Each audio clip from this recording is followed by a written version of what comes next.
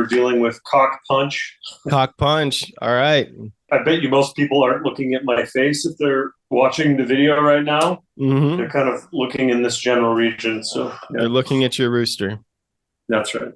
This is the Weekly Link, where each week Jason Brenizer, that's me, and Mark Kruse, my business partner, share what grabbed our attention, what slapped us across the face, what bowled us over, and what made us pause and rethink our assumptions in the world of blockchain and all things on the road to Web3. Now, sometimes you'll hear us talk about the Phenomenal Future Project and Blockmark, two aligned long-term projects we have going on, and SAMUTO, our first gamified art series, which all play in the NFT and smart contract arena. And along the way, you'll get a behind-the-scenes look at our triumphs and our struggles as we explore this new decentralized world of opportunity. Now, I like to say that there's an infinite onion to peel, but we've got the passion and perseverance to take it one layer at a time. Welcome to the Weekly Link. So you are on the road. You are doing blockchain on the go. What? That's right. Yeah.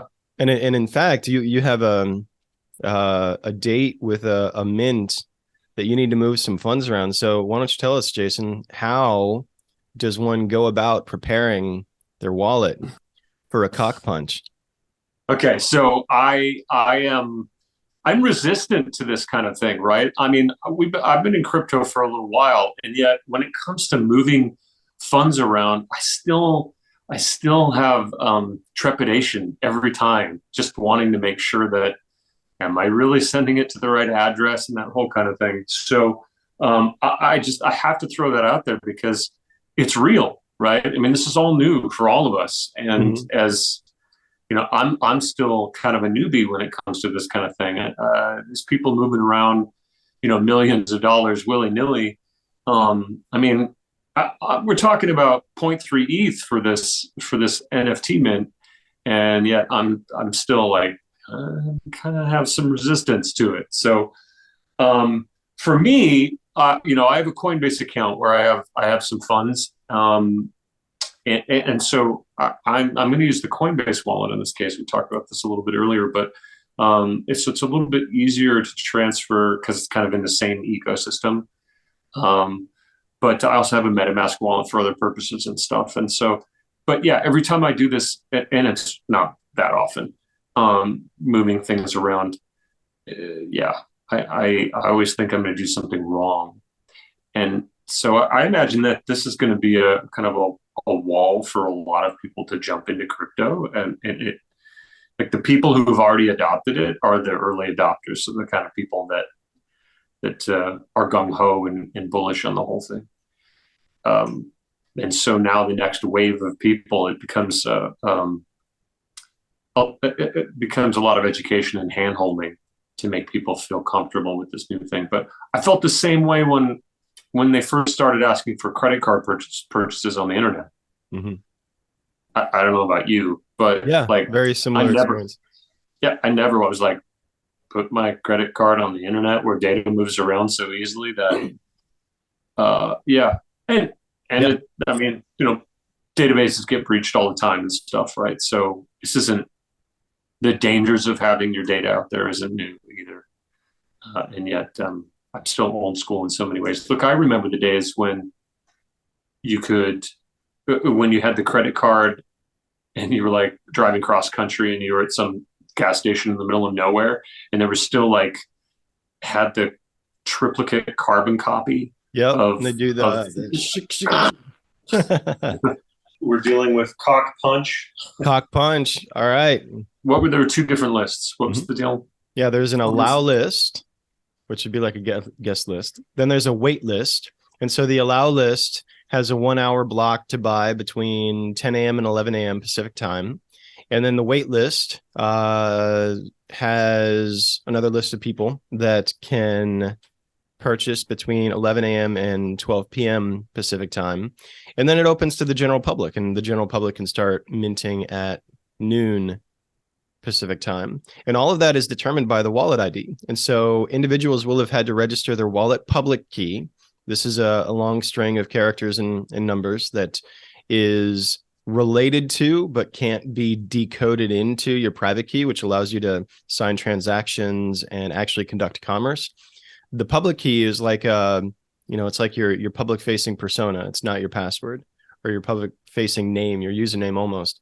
And so these wallet IDs, these public IDs, had been submitted through various methods. I'm assuming I wasn't able to find a way to get onto the allow or the waitlist, but there's some method by which Tim collected these wallet addresses, these public wallet addresses. And when you connect your wallet, the Web3 code on his Mint page automatically recognizes, oh, you're in this allow list, or you're in this wait list, or you're not. And so for my screen, now that I've connected my wallet, I actually see the timer for my particular situation, which is mint in 2 hours, 44 minutes, as opposed to if I were in the allow list, it would say mint in 44 minutes. And if I were on the wait list, it would say mint in 1 hour, 44 minutes. And so this is some practical demonstration of the ability to benefit your fans first, benefit your raving fans first. Right. The sad thing is I know you're a Tim Ferriss raving fan, and so am I. And yet, it's not like he had this on the COCKPUNCH website, right? There's very little information there, in fact. And I had been in the last week on and off looking at his posts on Twitter, because I knew that was a space where he was going to be, delivering up-to-date information. And yet I didn't see anything there. Sounds like you didn't see anything there. Right. I mean, it's easy to miss Twitter posts, and it's hard to go back through everything, surely.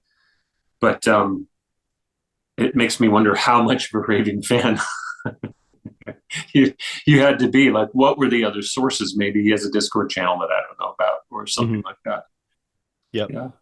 Yeah. I'm assuming the same as well. It's through his other channels, either through his Tim.blog or through Twitter DM or other. But I went through the whole COCKPUNCH Twitter feed, clicked on their user and went through all of their past tweets and didn't see. I'll say I didn't go through the fine-tooth comb, and Tim likes to hide things.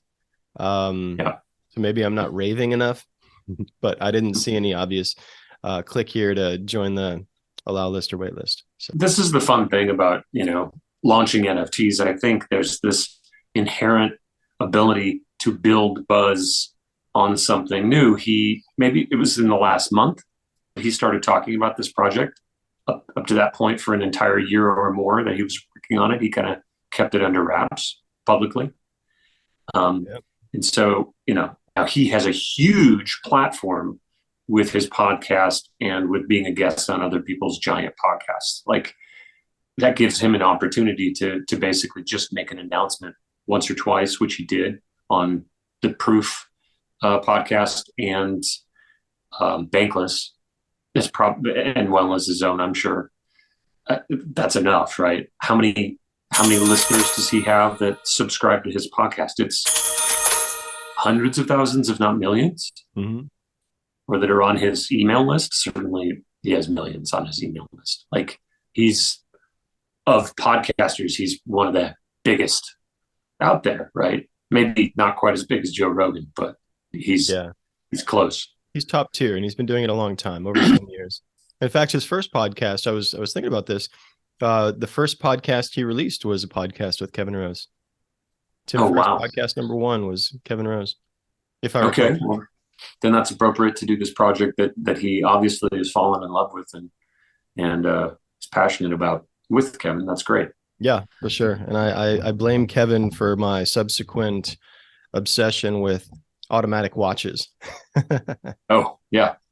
There was some podcasts early on, random shows that they did where Kevin Rose went deep into Hodinkee and into automatic watches, and that started a rather small but expensive obsession.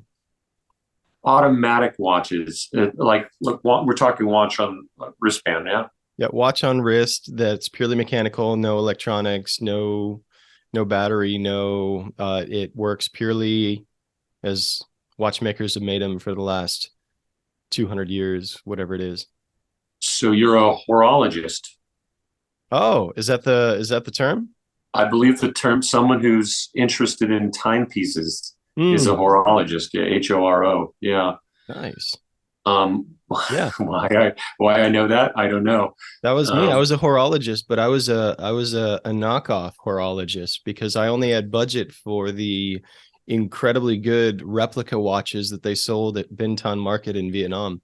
I didn't have the 10K for the Rolex Submariner, but your time is coming.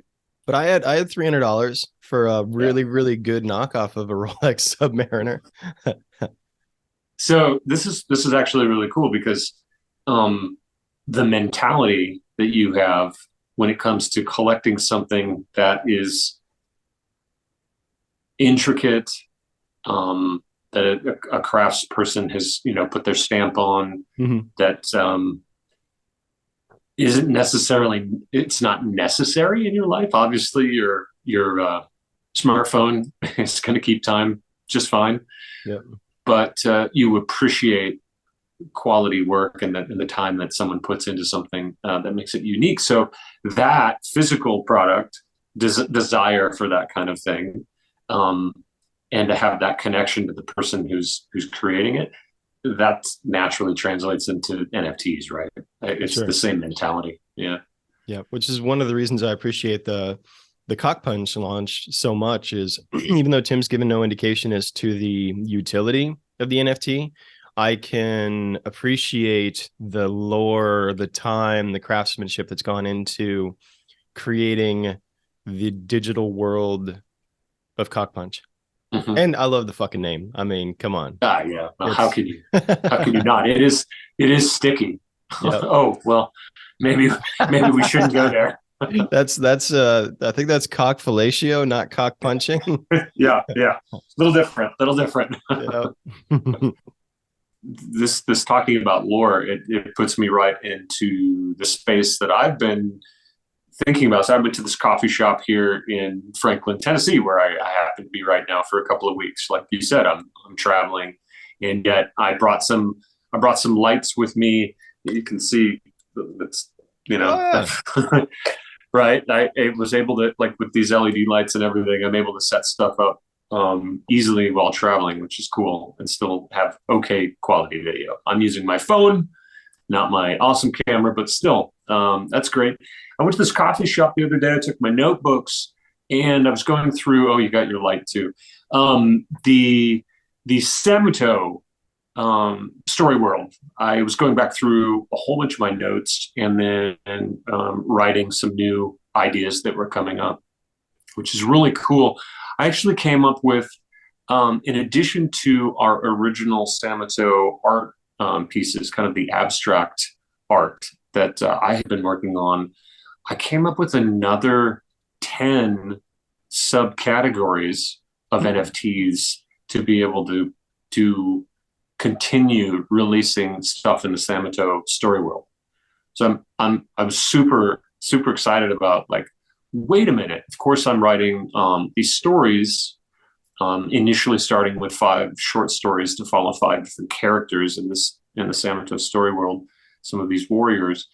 And it's like, well, we don't have like full-fledged photorealistic or, hyper-realistic, if you want to call it that, character artwork. Well, that would be an amazing thing to do as a secondary series of these characters in different scenes in the story.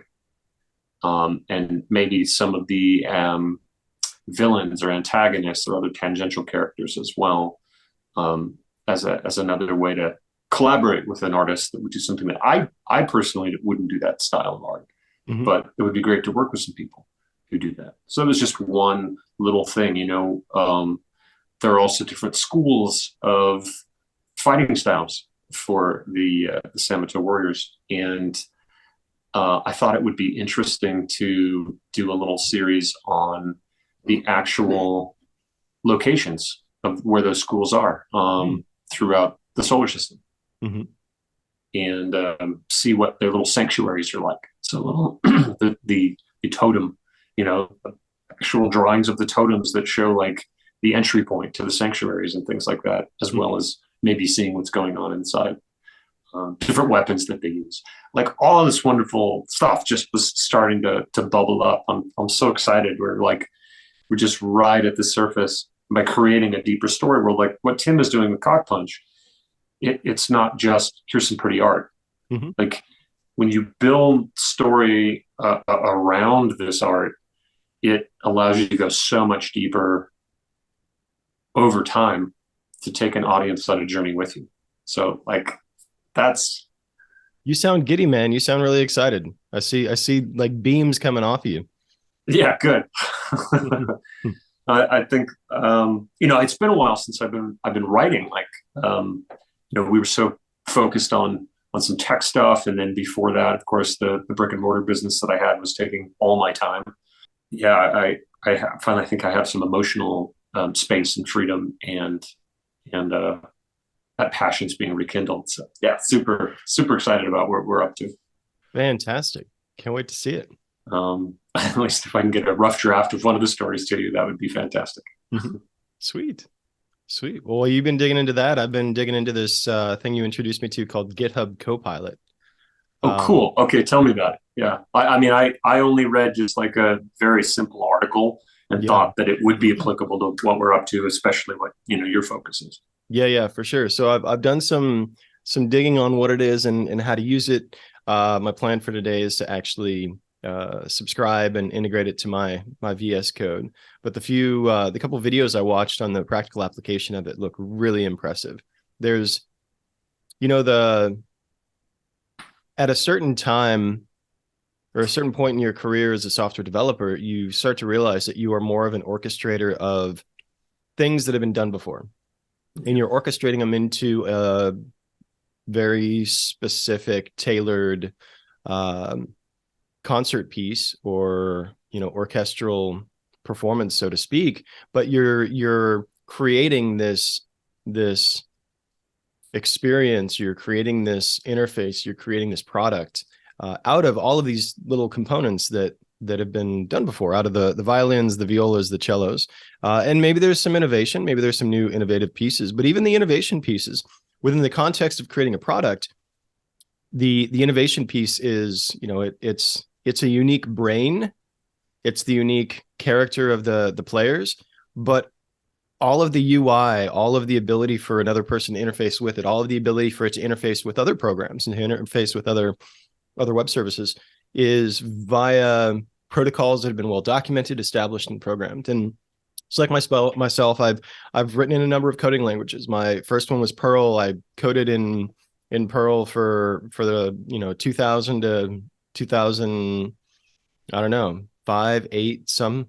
And I've got an intimate remembrance of Perl. But then after coding in Perl for a long time, I switched and did some coding in C#, did some coding in Java, and then started doing some coding in PHP and wrote a lot in PHP. I probably got, 500 to 1,000 hours of PHP development time. And when I would go back and try to program Perl after being in the PHP mind space for a year or two, because I needed to do something that I knew Perl was uniquely adept at, I would have to go back and look up, how do I do this in Perl? Because there are syntactical differences between Perl and PHP. And then, after doing Perl and PHP, I did some Ruby on Rails, not enough, maybe 10 hours in Ruby on Rails just to mess around. And then I started doing Python programming. We had some projects that came up in 2014, 2015 that needed coding in R. R is a kind of a unique language / UI. It's programmatic, almost like MATLAB.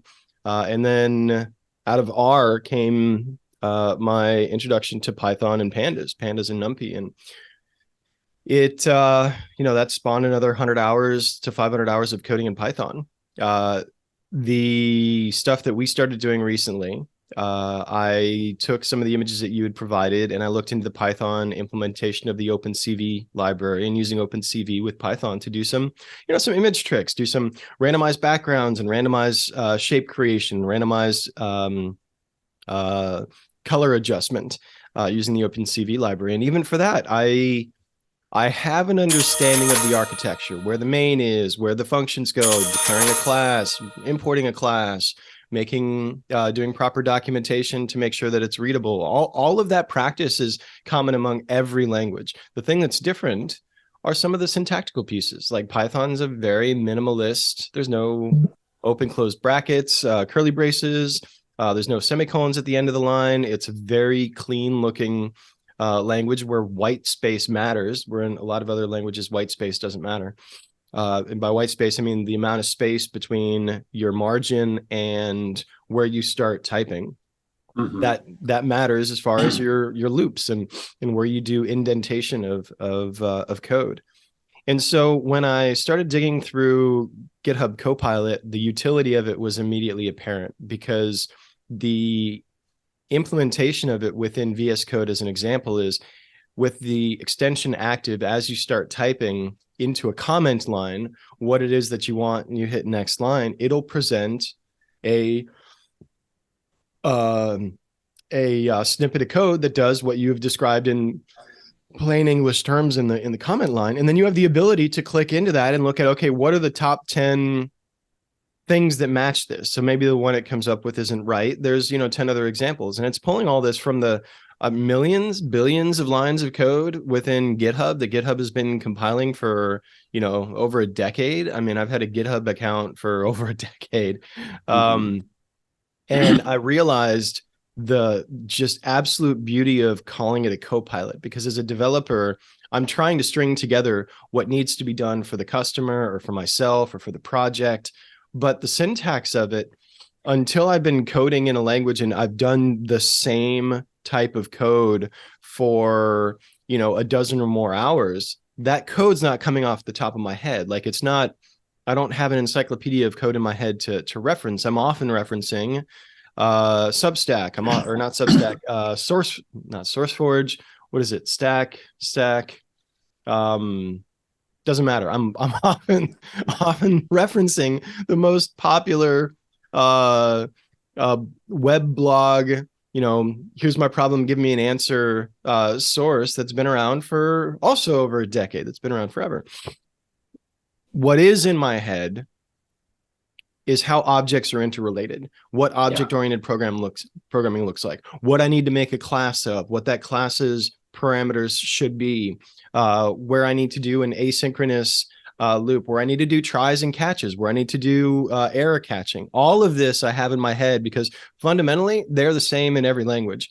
Where I get mixed up is when I go to Mexico and I'm trying to speak Spanish and all I can think of is Japanese. Like, where I get mixed up is when I'm sitting down to code Python and I've got JavaScript or PHP conventions that are coming to me, as far as how you would do a for versus a for each versus a for this in that. Like, there's understanding the concept, and then there's the syntax. And so this synergy between the developer that has the mindset of the architecture and the Copilot that has the understanding of the exact syntax, I see as being super powerful, because then it allows for the acting out of the architecture of a program from the standpoint of the meta level. So now you are at the meta level, providing the actual architecture of where things go, how they plug in, what information you want to pull from a web service JSON response. And the syntax is being handled by your Copilot. I think it's brilliant. I'm looking forward to signing up for their 60-day trial. And good God, if I were coding for a career, like if I were a contract coder right now, fucking $100 a year, worthwhile. Like, because it's like having a person right next to you who has the best memory to be able to look up. Like, it's looking at the code that you're writing and going, oh, I think I know where he's going with this. Let me flip through all of these resources here and go, oh, here you go. Yeah. Here's you're on that spot right now where I know you were going to ask me this question. Like, it's that kind of an assistant, or a whole team of people working for you, to be able to just have that answer at your fingertips and not have to. Because this, when I read the article, I was thinking about this. Right? I mean, it's been a long time since I've coded, but just the capability of this made me think, shit, I could even maybe get back into it, right? That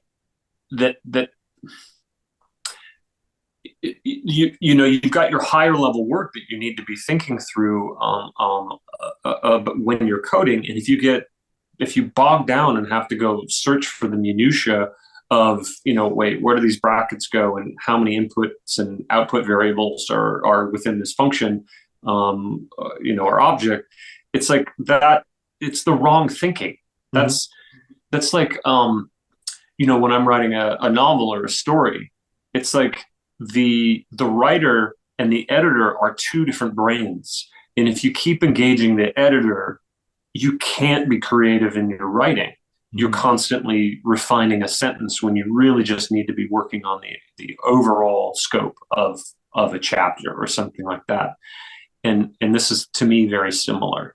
It's like it takes that nuts and bolts type of thinking out, so you can have a higher level thinking and maintain that flow, which is what a lot of the problem is. Every time you stop to go look something up on one of these websites for appropriate syntax, it takes you out of it. It takes you another 20 minutes just to kind of get back into, wait, where was I going with this? Exactly. Absolutely. Yeah. Never mind the cost in time and business to having either compile errors or having, test check errors. I mean, under the paradigm of doing continuous integration, where your source code check-ins are automatically being compiled and pushed into a sandbox for acceptance testing prior to going to production, there's so much value in having the first rattle out of the box be right. There was a movement in Silicon Valley when I was still living there of what's called pair programming. Pair programming is where you take two high-dollar engineers, and instead of having two high-dollar engineers work on two different code bases, or maybe the same code base, but two different code sections, they actually took those two engineers, they sat them at the same computer, and they would alternate who has keyboard, mouse, and who doesn't, but they would sit them at the same computer, because just having another engineer sit there and watch you write code, they will find issues that you as the developer don't see. And it doesn't even have to be a super talented engineer that's fully up to date. It can be a really good engineer that hasn't coded in 10 years. I mean, you and I did some pair programming when I was doing the Python image manipulation, and you would be like, well, hey, shouldn't that variable be that? Even not knowing the Python syntax, you can see where I'm too quick with my fingers, or I'm thinking of something while typing something else, and I type out the wrong variable name.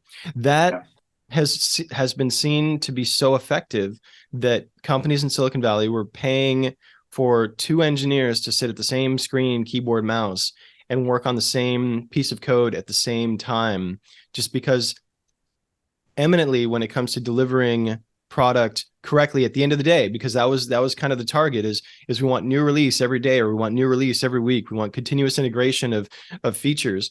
There was so much more focus put on writing test cases, which are important, which is like automated testing that runs when you run your code or when you compile, or they're run at the continuous integration machine that DevOps is managing. And they implemented this whole idea of pair programming. Well, this GitHub Copilot, I mean, this is pair programming on crack. Like this is the most ultimate fucking, data from Star Trek Next Generation, sitting there as your pair programmer, like injecting with his mind the actual typed out code into your IDE in real time. It's really, really powerful. I'm really excited to actually take it and apply it. And actually, maybe the first thing I'll apply it to is see if I can put in some of those slider bars on the OpenCV stuff for Python. Yeah. So I figured you would get jazzed about the concept, so I'm glad that you're moving forward with it. And I didn't realize it was so inexpensive too. That's awesome, and it's interesting. It's a total network effect, right? Because there's so much GitHub open source. There's so much data for this AI to draw from and to learn from, that it's only going to get stronger going forward from here. But it already has such a massive learning data set that it probably is very useful already, even though it's fairly new. Yeah. The only thing I haven't dug into is licensing. So it's pulling from code that's been uploaded by millions of people over the course of the past decade plus. I'm not sure how licensing is going to. I know how licensing works on individual projects. When you set up a repository, GitHub even has a list of like the 10 most commonly applied licenses. You know, you've got your GNU, your GPL, your GPL 2.0, your GNU 2.0, your Apache, your MIT, your all your various licensing. And so within those, it's really clear. From the standpoint of using this DALL-E 2-like engine that's doing, you know, text and intent recognition, recognizing your typed English words and their intent, and translating that into code. I'm sure that's got some sort of cost. I don't know what the licensing is there, and the code that's pulling from, I haven't looked into the licensing there. But what I can tell you as a developer, it's really common to use other people's work. It's a very open community in that respect. And it's also really common for, especially if you go public or if you sell your company to a public company, part of due diligence, they do run through, there's companies like Black Duck that do code analysis, and they do full code syntax matching to all of the various repositories that exist in the world. And they'll find, you know, licensing on code snippets that you use.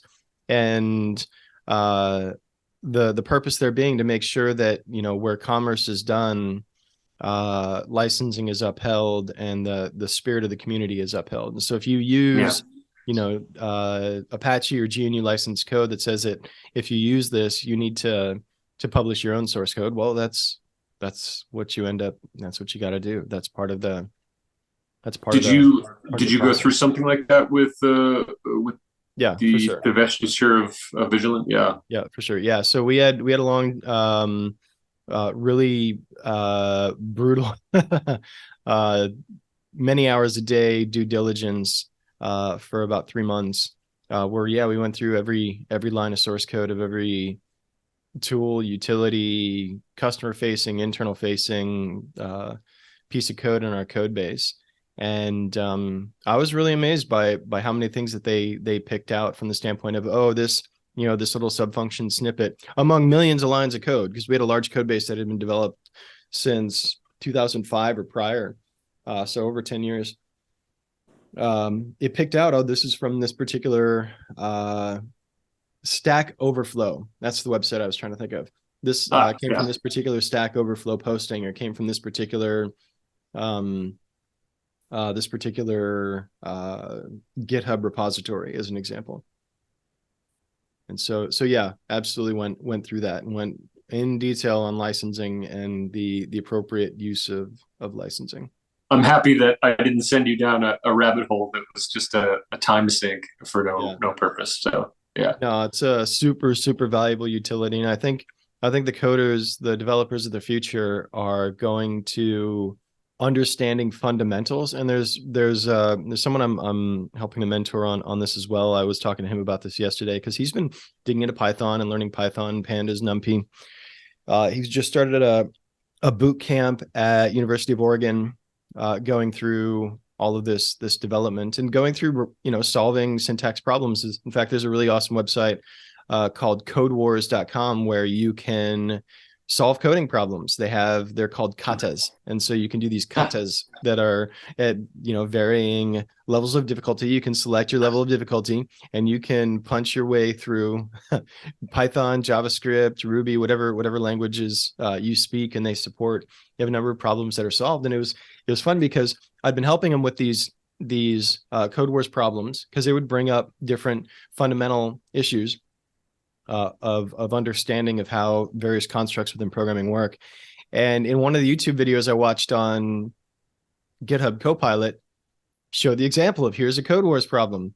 Change this string of Roman numerals into actual numbers, like change the, you know, MCMX CIV into 1994, whatever it is, right? Sure. Yeah. And so he started typing out just in English that problem in his IDE, in his development environment, in his editor, and the answer to the problem just appeared right below, courtesy of GitHub Copilot. And so as I was talking to this buddy of mine yesterday on who I've been helping to mentor on programming, I emphasized it's important to understand the fundamentals. It's important to understand the interrelationship of the various silos of programming, your database, SQL, your middleware, your JSON and RESTful APIs, your web services, and your user layer, your UX, user experience, and the various libraries that are used there, whether it's jQuery or it's your React framework or your Angular framework for doing all of your UI UX. Understanding those fundamentals and how they interrelate is going to be way more fundamentally important than remembering syntax, being an encyclopedia of syntax, or having to Google search. And it's going to speed up development considerably. And I suggest anyone that's aspiring to be a developer, learn a language, because learning a language, especially like Python or Go or Ruby or even C# or Java. Yeah, I don't like Java, but even Java, that's a vehicle for learning fundamentals, and it's really important to understand those fundamentals. But don't get caught up on this whole idea that you have to memorize syntax, because that was gone with Google. Like you haven't had to memorize syntax for a long time with good Google searching. Understanding fundamentals lets you search Google effectively and read the documentation for language effectively. But at this point, that Google searching is being shortened to within your ID, within your tool that you're using. You're going to have those answers at your fingertips. The important piece is understanding those fundamentals. So for new developers, I highly suggest, after learning a language and learning some fundamentals via that language, learn how to use Copilot, because Copilot is, I haven't dug into it, and that's my plan for today and the rest of this week. But I imagine that there are a number of keyboard shortcuts, there are a number of nuances to how to actually use the tool, because it is a tool, right? There are going to be nuances to how to use it that will be exponential multipliers in your efficiency, your quality of work output, etc. And I even saw for the YouTube video that this guy was showing the use of Copilot. Copilot even writes test cases. You can say, okay, I want, for the subfunction, I want some assert test cases, and it even rattled out those subfunctions. Bam. Yeah. I was thinking about it, that if the promise lives up, if the actual function lives up to the promise, that there are going to be two types of programmers. Mm-hmm. Those who utilize Copilot well, and those who don't have work. Yeah, it's going. Like it's going to be a game changer. Like you're going to be able to do 5-10 times the amount of another coder, and it's not because you want, you're the genius, and the other person is just, a standard guy that got a degree at a community college or whatever. No, it's one of those game-changing tools. And this is an example of AI not disrupting work necessarily, but giving you more. Because look, I'll look at this. Back when I was doing my programming work, it seemed to me that hardware was way ahead of where software was. Software was clunky and inefficient, and all kinds of data throughput issues. It's a lot of what my work was performance engineering on giant databases and the software systems, trying to get data out of it. But now, it's like software is finally catching up in its capability and kind of being on equal par with how powerful the hardware is. But this right now, it's like, oh, great. Well, we could take that one step further where, no, it's not all the same people could be out there programming, and even more, right? More and more coders. But in this kind of realm where you've 10x your capability, there's still plenty of work for everybody. It's not like the AI is going to disrupt this industry, and they're also going to be a whole bunch of coders, sitting in their mom's basement without a job. I don't think that's what's happening. No, because the coders are going to become orchestrators because you still need an orchestrator to convert the business vision into the thing that needs to be made, and then maintain that thing that needs to be made and update it, know where the files are stored and how to interface with GitHub and how to work with other developers and how to make appropriate, good God, estimation, like estimating time to completion. Now, Copilot's going to disrupt all those estimations because it's going to shorten, I think, time on a lot of what would you call it? Day-to-day coding. But good God, even for innovation work. So, it's funny. I remember the development team that did all of our core video analytics and wrote all the, the CNNs for doing the image analysis and character OCR and face finding and all of the various forms of image matrix math that were being done. They worked on, thousands, hundreds of thousands of lines of code to solve a variety of problems. One of the problems that they solved was a problem for PhotoBucket. Actually, let me talk about a different one. It was a problem for KLA 10 core, which will be a little closer to Jason's heart. And it was the ability to do correct defect classification. And so what defect classification is when you're making a computer chip, you make them on a wafer full of computer chips. You make, hundreds of chips at a time. And as this wafer of computer chips is being made, it's being photographed at various stages to see if there are any issues, if there are any little flakes of copper that accidentally landed on the chip and exploded and blew a hole through the trenches that are supposed to allow for electricity to pass through. And these photos are very detailed, high resolution images at a very small scale, which means there are tens, if not hundreds of thousands of photos taken of a single wafer, of a single group of a few hundred computer chips. And for a human to look through them, there were various steps that were taken previously that I'm sure Jason can speak more to because he got to witness this in real time. There were ways that were applied to try and minimize the number of images that a human would have to look at, but a human would still have to look at a lot of images. Well, this algorithm that our development team created had an incredibly high accuracy at finding images that showed defects, that showed issues of every type that KLA had seen through their history of doing defect imaging, of doing wafer imaging. And I remember talking with my mentor about who was part of this process and part of our company about the innovation that was done, and he said out of the millions of hundreds of thousands of lines of code that were provided for this project, the reason that they could do it and they could do it so quickly was boiled down to something that could be found that you could write out on a single sheet of paper. It was a novel idea of using mathematics in a particular order to accomplish the solution of this problem.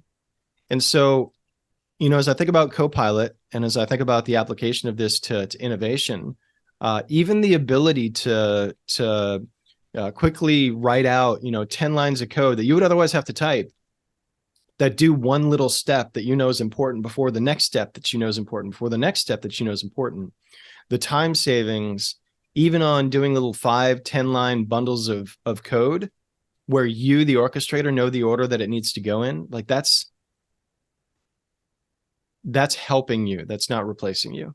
The human is still very much a part of it. And I can see even for the case of innovation, where you are innovating some novel way to iterate through a matrix or some novel way to, to subsample, define someone's preferences of what kind of movies they like so you can show them recommendations on Netflix. Like, regardless of the innovation, the ability to more quickly get 5 to 10 to 20 lines of code printed onto your page so you can then try it and see, does it work? Because there's a lot of, let me try this light bulb, let me do it 1,000 more times.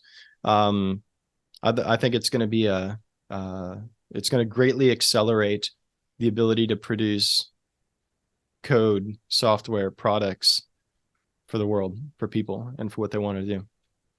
I'm really excited to see how refined it is for Web3 coding, because I didn't see Solidity as a language that's supported. There are libraries for JavaScript. There's the Web3 library for JavaScript and for Python that allow for things like Wallet Connect and allow for things like transaction submittal and smart contract integration. I'm really curious to see how well refined the Web3 stuff is, because this could greatly accelerate the development of tools for Web3, which is Solidity's. Yeah, right. No, I know. Solidity is a very new language, though, right? I mean, was it created like in parallel with Ethereum, 2014 release, or was it something that came much later, like 2018 or something like that? I know they had smart contract capability built into Ethereum at the beginning, but I don't know in what capacity. Yeah. I know they had composability, the ability to write code into smart contracts on release. That was part of the initial vision. Yeah. The code's refined over time. I don't know at what point they opened it up to public access. I don't know at one point they opened up their public testnet. And I haven't followed the version history of the various releases. But what I can say is, as an experienced developer with no understanding or experience with Solidity, last year digging into what is Solidity and actually doing some Solidity coding, it's one of the best documented languages I've seen in a long time. Like it's right up there with Python or C#. It's a really well documented language. The Ethereum main page that links to all the Solidity documentation has a broad coverage of very important concepts in coding. So not only not only do they have the typical language reference, but they have a long list of examples of this is what you're trying to do. This is how you do it. Like my favorite O'Reilly programming books that I got the most value of, like earmarked left and right with all kinds of creases and pages and bookmarks, were the cookbooks, like the Perl cookbook, the PHP cookbook, the C# cookbook. I learned way more from the cookbooks than I did from the desktop references. And within the Solidity documentation that the Ethereum Foundation links to, they have their own cookbook that has a variety of code examples of how you do things. Not only that, something that is vitally important within the context of dealing with currency is understanding all of the past hacks or all of the past exploits, all of the past ways that people have extracted, either taken over a wallet or extracted funds from a wallet, or extracted funds from a bridge, as has been more common in the last couple of years. They have within the Solidity documentation links to code analysis tools that look for, are you doing your ordering? Because so many of the exploits have been related to a developer not paying attention to detail of the ordering of operations, where something will compile and it will complete and you will get the result that you want, but the steps by which it went, there's an opportunity for someone else to craft their own transaction and run their own transaction that gives them access to your smart contract and access to your wallet, and then allows them to drain the funds from your wallet just by ordering one statement after another.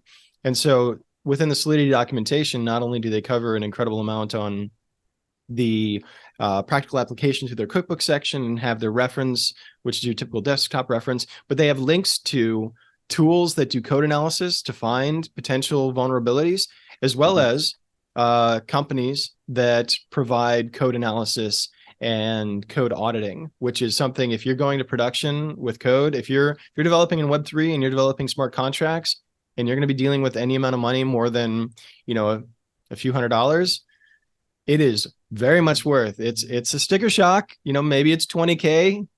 Yeah. Maybe it's $20,000 you got to pay for this audit, but that's going to save you in the end. Like when you're ready to finalize your code and go to production, do the audit. Anyway. Well, think about it though. That's cheaper than having one dedicated quality assurance person on your payroll for a year who is also a very solid programmer, to be able to do all of the use cases, test cases, and then dig into what's actually causing the errors. Like 20K sticker shock is not much at that point. We're dealing with COCKPUNCH. COCKPUNCH. All right. Well, he only has 5,555 of these COCKPUNCH NFTs, right? So the allow list alone, they might all be gone. And then who knows what that wait list is? You may have to buy this afternoon or this evening at 2x. Someone may just do a quick flip, and you're going to have to buy this for 0.8 ETH instead of 0.3. Yeah, exactly. Mint has been live for 3 minutes. It's now 10:03 a.m. They're more than halfway gone. Only 2,516 out of 5,550. Oh, 2,412 out of 5,555 are left. Yeah. So we're not getting them. We're not getting the first mint. We'd have to buy on the secondary market. Yeah. And look, to be clear, Tim is not making money off of the initial sales. All of the proceeds, what is that? 0.3 ETH times 5,000 of these things. It's a few $1 million, right? $4 million. I did the calculation previously, but I don't remember. Yeah, it's about 2 million. Yeah. With ETH at a price, I just did ETH at 1,200. It's 1,999,000. So yeah, it's 2 million. Okay, so that all is going to the SciSafe Foundation, right? That's right. For psychedelic, mental health research. Mm-hmm. And so it totally makes sense that he would have lists to maximize the probability that these would mint extremely fast. Because the worst possibility would be to say 1,000 of these sell, and it takes 3 weeks for the rest of them to sell. Like that would be bad for someone trying to create, funding for a foundation. He also makes money off of the secondary sales, right? The royalties. That's right.